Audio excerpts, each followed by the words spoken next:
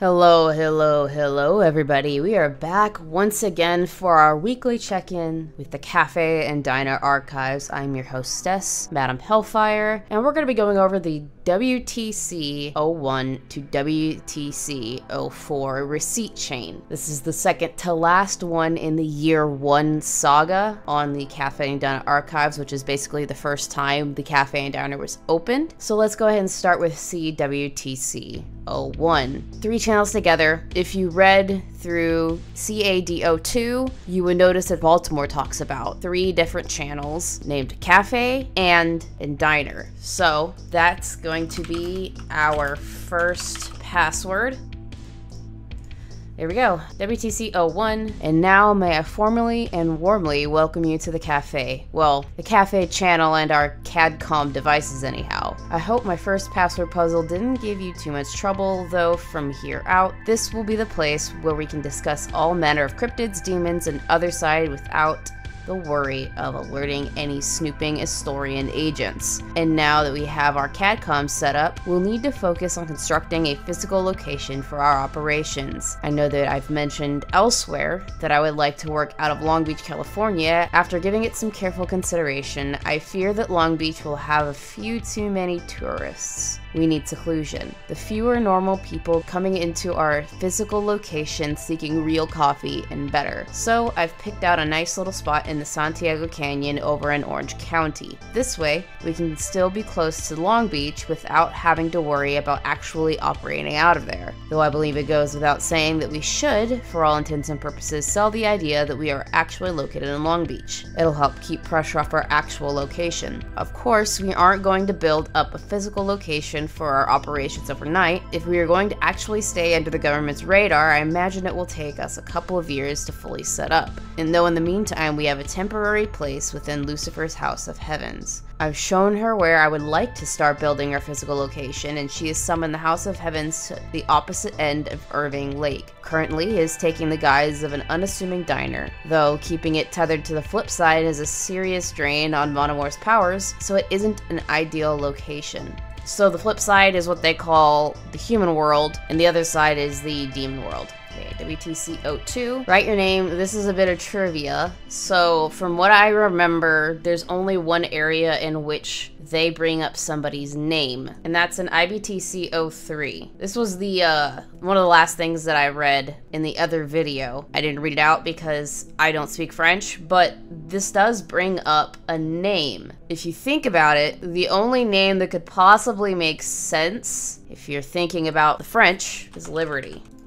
There it is. They say never to make a deal with the devil, but then how would I have met my beloved Lucifer? Not that she is the devil, of course, but I'm sure there is some taboo against falling in love with the daughter of the devil all the same. I believe it is clear that our other 2 investors are none other than Lucifer's older siblings, Mammon and Belphegor. Oh yikes, that is not a good thing at all. If you're anywhere familiar with demon lore, Mammon and Belphegor are not good. Yikes. With their aid, we have been able to begin our cafe and diner in earnest in many more ways than just securing a physical location and forming a shell company. As alluded to, the actual terms of our agreement are complex, far beyond complex. It isn't that I don't want to share them with you, my beloved Monomore and trusted associate, but I fear that explaining the exact details would derail any progress towards what we are working for, our cafe and diner, our organization that will help maintain the ever precarious balance between the flip side and the other side. So I beg your forgiveness if I'm still being vague despite writing this in the Cafe channel. As mentioned, Belphegor has been given one of my antiques to hold on to. It is admittedly a powerful magical artifact, obviously, or else it wouldn't be of any use to Belphegor at all. Even calling it a magical artifact feels like it belittles its importance. It is in truth a fundamental aspect of our very reality. This might seem dangerous, entrusting something so potent to the demon prince of sloth. Well, she is lazy, isn't she? I doubt she would have the drive to ever use it, and as for Mammon, well, they've asked for something far more difficult to provide. They want us to find something for them. Of course, the Prince of Greed is seeking something they probably shouldn't ever get a hold of. At least they don't expect us to find it anytime soon. Ominous.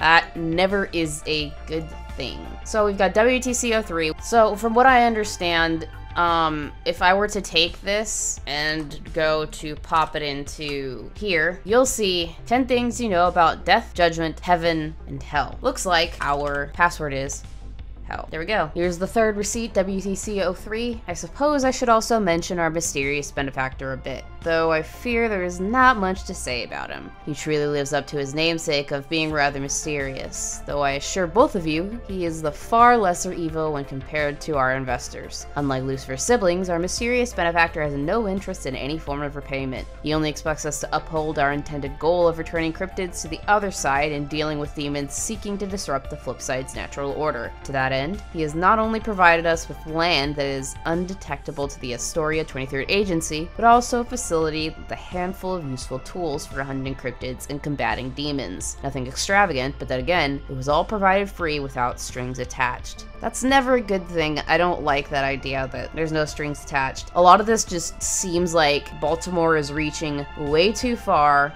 way too quickly. Though the actual physical location lacks charm, it is generously a large concrete box out in the wilderness. It will take some time for us to decorate it and make it appear to be an unassuming cafe and diner. Of course, so it'd probably be wiser to just leave it as is. There's no fun in that. If we are going to such lengths to call ourselves the Cafe and Diner and to create a series of cafe-related code words, the very least we can do is make our home base at least look the part. Additionally, there are some customizations or mysterious benefactor was unable to provide for us, as I did not request them. While I trust this benefactor, I cannot give away all of our secrets, especially not our CADCOM database, so it will still take us a few months to fully integrate our database into the physical location, but this is an excellent start. Alrighty, we got one more left with WTC04.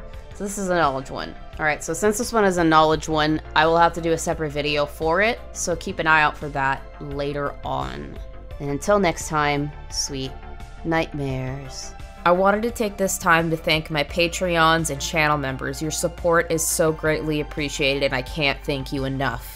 If you'd like to become a Patreon, there is a link in the description below, and if you'd like to become a channel member, just go ahead and click that join button and join the Truth Sleuths and Horror Hounds. All channel members and Patreons receive 24-hour access to videos prior to their public release and exclusive updates on my progress. After a certain tier, you can request that I do a certain topic or movie review, or you can even request that I do a game live stream, whichever works for you. At the highest tier, you not only get to choose the topic in which I cover, you get to either co-host the stream or the video that I do that covers said topic, no matter if it's one or multiple. Of course, this is not obligatory. If you want to support the channel, I greatly appreciate it, and once again, thank you so much.